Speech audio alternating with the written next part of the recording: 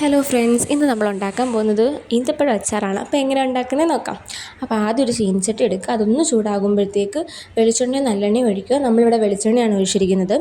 അതൊന്ന് ചൂടാകുമ്പോഴത്തേക്ക് ഉലുവയും കടുകും ഇട്ട് കൊടുക്കുക. അതൊന്ന് പൊട്ടി വരുമ്പോഴത്തേക്ക് നമ്മൾ വെളുത്തുള്ളിയും ഇഞ്ചിയും കറിവേപ്പിലയും വറ്റൽമുളകും കാന്താരി മുളകും ഇത്രയും നമ്മൾ ഇട്ട് കൊടുക്കുക.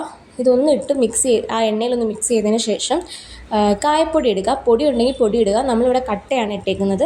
അപ്പോൾ അപ്പോഴത്തേക്ക് അതൊന്ന് അലിഞ്ഞ് കിട്ടും. അത്രയും നേരം എണ്ണയിൽ കിടക്കുമ്പോഴത്തേക്ക് അതൊന്നും ഇട്ട് നല്ല രീതിയിൽ മിക്സ് ചെയ്തതിന് ശേഷം എരിവിനാവശ്യമായ മുളക് പൊടി ഇടുക. പിന്നെ കുറച്ച് മഞ്ഞൾപ്പൊടിയും ഉപ്പും കൂടി ഇടുക ആവശ്യത്തിന്.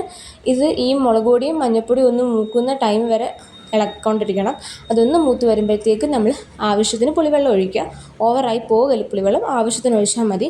ഈ പുളിവെള്ളം നല്ല രീതിയിൽ കുറുകി വരണം. കുറുകി വന്നതിന് ശേഷം നമ്മൾ വൃത്തിയാക്കി വെച്ചേക്കുന്ന ഈന്തപ്പഴം ഉണ്ട്, കുരുവൊക്കെ കളഞ്ഞ് 4ആയിട്ട് മുറിച്ച് വെച്ചേക്കാണ് നമ്മൾ ഈന്തപ്പഴം. ഇതിലോട്ട് ഇട്ട് കൊടുക്കുക. പിന്നെ കുറച്ച് വിനാഗിരിയും കൂടെ ഒഴിച്ച് കൊടുക്കുക. ഇത്ര ഇട്ടതിന് ശേഷം നല്ല രീതിയിലൊന്ന് മിക്സ് ചെയ്യുക.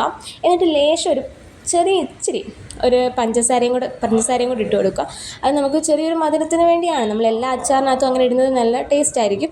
കുറച്ച് പഞ്ചസാരയും കൂടി ഇട്ട് കൊടുത്ത് നല്ല രീതിയിൽ മിക്സ് ചെയ്യുക. അടിപൊളി അച്ചാറാണ്. ചപ്പാത്തിക്കും ബിരിയാണിക്കും ചോറിനും ഒക്കെ അടിപൊളിയാണ്. എല്ലാവരും ട്രൈ ചെയ്ത് നോക്കണേ.